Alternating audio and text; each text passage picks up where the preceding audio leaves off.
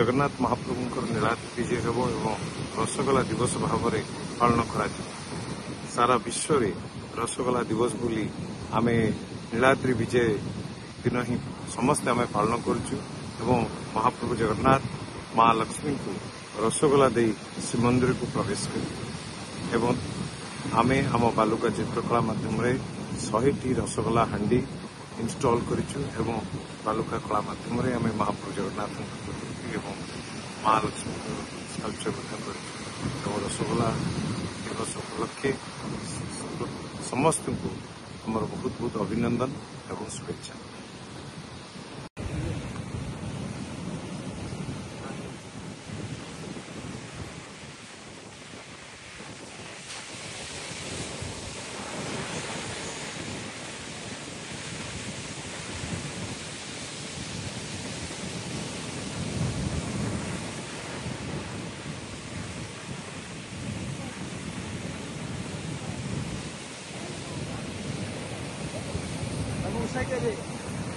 इधर से उधर से फैला आ रहा है, इधर आ जाओ।